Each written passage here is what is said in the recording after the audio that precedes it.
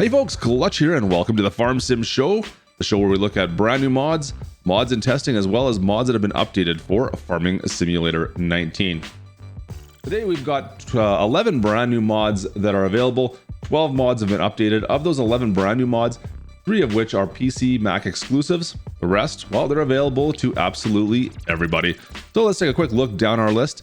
Let's see, we've got all our brand new mods. We've got a couple of cultivators. We have a disc harrower. We've got a windrower, some slurries, machines. We also have forestry. We've got a bunch of stuff coming up right away. We're going to talk about this net holder. Is kind of interesting as well. We'll look at that. As for our updates, the Silo King, we got the Fendt 700. The ITS Lemken pack's got an update. The Zetor pack's got an update. The Pigsty, the Slurry dealer pack. The CSZ equipment pack has also got an update, and that's more for pellets now, to work with pellets. Massey Ferguson 8700S also updated. Here's our 3 mods for PC. We'll talk about that when we get down to them. And then as we scroll on down to the very bottom, these are updates just for the PC mods. Simca Bronte 3000, the Canal BTW Bales Autoload, the 2.4 trailer, as well as the Agriland Trade. So that's all your updates right there. If you're using those mods, go update them. The rest of the stuff, well, let's go into game and take a look and test some stuff out. So we'll start off with the Samson Slurry pack. Now this pack is, well, technically two different trailers of different sizes. We have them both right here, as well 3 implements for the rear of those trailers. Now the trailers themselves are a bit interesting. There's technically 4 trailers you're going to find when you download this mod. One of each of the sizes. One will be for the easy, one will be for the pro version. And all that really means is that the easy version, you can just pull up beside any of your slurry containers and it will autofill. The pro fee or the pro version, you'll need to have a tractor attached, and from there you can use the arm. So you need to use the arm in order to fill with the pro version. The regular version will not use the arm. It will just automatically fill, just like kind of like everything else we have in game. The pro version just has a little bit added realism to it. So we have 2 different sizes, like I said, of trailers. We also have 3 different implements that can be connected to the back. You can see we have the injector and we have the cultivator on this one. We'll go through both of those and take a look at what else is available for these. So once you get into your story, you're going to notice that you have 4 trailers. It has just the 2 I was talking about, but you have an easy version and a pro fee version of each of the trailers. So technically it's only 2 trailers. It's just there's an easy and a pro version of each. So 25,000 and 34,500 as the capacities of them respectively. They have about the same amount of options for each one. You'll require 200 horsepower for the small, 350 horsepower for the large, 139,350, and 177,350 for the large. So once you get into both of them, you're gonna have about the same options. Now, nice thing about these actually, they have the full array of the lizard coloring, so you can pretty much change this to match any tractor you have. Also your rim colorings, same thing there. Now, as far as options go, not a ton. You have, well, a couple wheel options. And then lastly, the design is just for beacons. That's all it is. You get beacons up on the backside of the tanker itself. Those are the only options you're going to get there. And as for the other implements we talked about, like I said, there was 3 implements that also come with this pack. You have the disc harrower for the harrower injector, as well as the just regular injectors.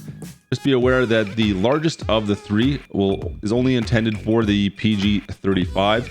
The other ones can work on both, the 25 as well. This goes down to the 20 even. Look at that.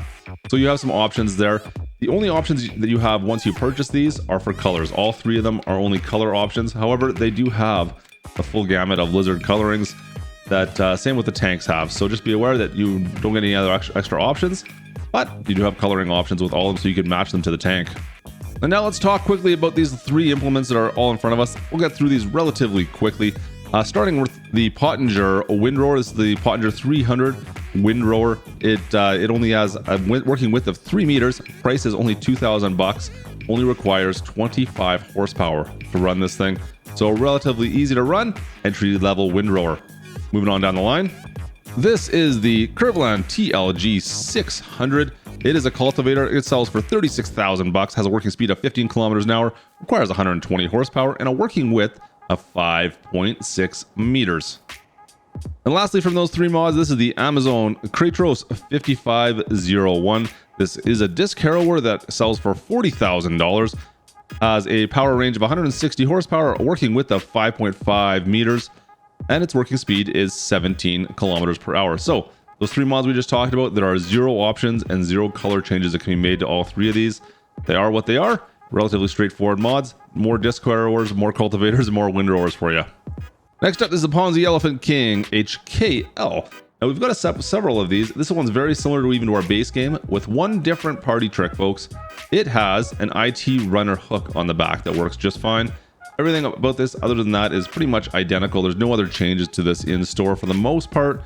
Yeah, you've got an IT runner hook that you can use to run any of the IT runner beds on the back if you'd like to use it a little bit differently than the standard Ponsse elephant, I suppose. But just be aware, that is the big difference with this. Gives you a couple more options with it.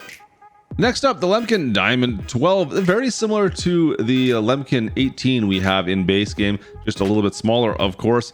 This one sells for 45,000 bucks. It's a working speed of 15 kilometers an hour, requires 225 horsepower, and it has a working width of 4.5 meters. Just be aware, if you knock this thing over, she can be a bit of a pain. It's got that big flat wheel in the back, at least, to kind of guide you on there.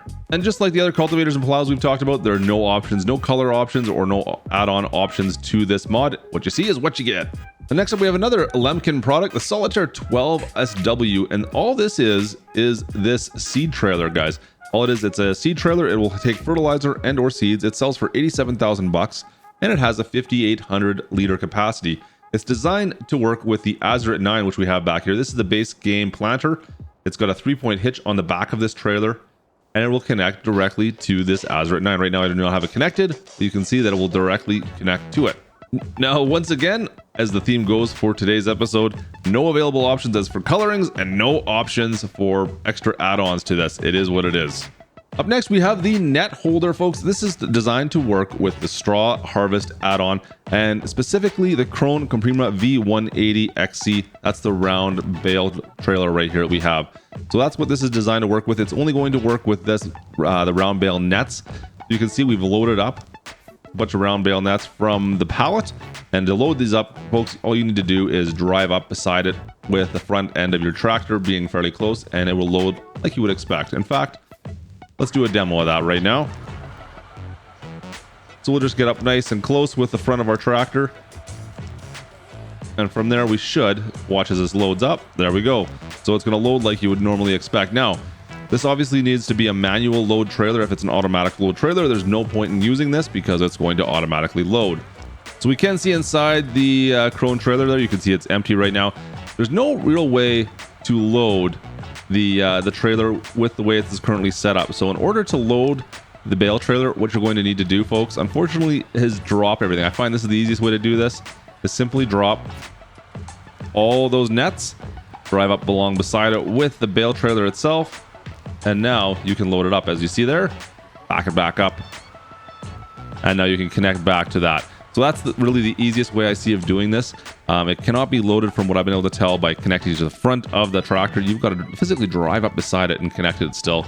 So just be aware of that. There's no way you can take off these bales or anything along those lines or unload these bales from this. There's no unload feature on this that's available. So that's it for mods for console, at least. The remaining 3 mods we're talking about are only available for PC and Mac. We'll start over here. This is the Conor SS900.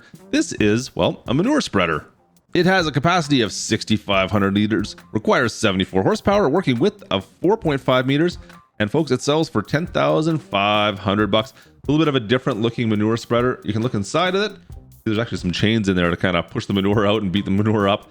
That is the SS900, the Conor manure spreader. This here is the Mengele MB220. This is designed to harvest maize. It is a single row, so it only has a working width of 1 meter. It requires 30 horsepower to run it. You can see there's a trailer, a pin hitch back here as well, kind of what you would expect. Now, there are a few options available to this. If we go into our Forage harvest header section, you're going to find it down at the very bottom. Unfortunately, folks, I cannot see the changes I'm making. Now, there are some color options, kind of, some blue options there, and some red options here. That's really it.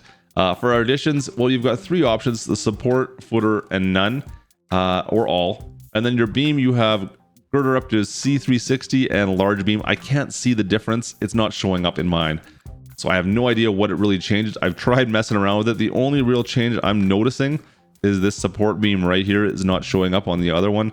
I don't know what else it changes. I can't tell. I can't play with it. Just be aware of that. So there are some options for this if you want to use it. Just be aware of it. So let's move along to our last mod. This here is the Lambert 12T. This has a capacity of 12,000 liters. It's a regular trailer. It'll hold pretty much anything. It has a price of 16,500 bucks, and you just have one single option, and that is your wheels between Trelleborg, Nokian, or Lizards. No other configuration options with this, just wheels. That is it. That is all. So folks, that's going to do it for our new mods. Let's jump over, do mods and testing. Now, as for our mods and testing list, folks, it has shrunk a little bit since last week. In fact, we're down to about 7 mods in testing, I believe, for console right now.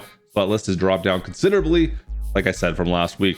So let's start off from the start here with mods and testing for PC. Here we have the Dezeure Silocruiser SW43. We have grain drying, the Holmer Slurry Pack, the John Deere 622X, the Kotte Slurry Pack, the Kramp LED Beaconlight, the KUMM tanker semi-trailer, the Lizard ORPE 250, the Lizard T032, the Logset 10F GT, as well as the Logset 5F GT, the MH from 3000, MaizePlus, as well as MaizePlus Forage extension, the MF shed pack, new Fendt LED Beaconlight, new Holland FR850 yellow bull. Look at that. That looks fantastic.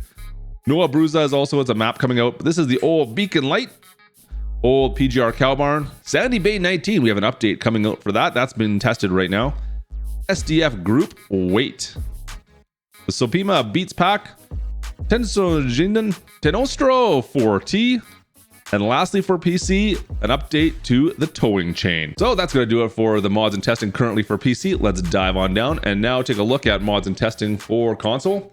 Right off the bat here, we have the Biomass heating plant. We also have the B555FJ And B502G, the Fiat 1355C, the Grain Garage, the Kessler 104, the Curveland FML, and lastly, the new Holland T4. So folks, that is going to do it for your mods in testing, as well as all the brand new mods and your mod hub update basically for your Farming Simulator 19 for Monday the 27th. First day of the week here, pretty much, well, coming up and wrapping up on April already. Craziness. I hope you guys did enjoy today's video. If you did, you guys know what to do. Drop a like down below. Of course, don't forget to subscribe. And if you are looking for a new map coming out very soon, guys, check out the video we put on over the weekend on Georgetown, New York. You guys need to check out that map. I cannot wait to play that map. It looks fantastic. So go check that video we put out this weekend. Put a link up here in the little thingy thing and down the doobly-doo down below. Anyways, guys, have a fantastic day and we'll catch you later. See ya.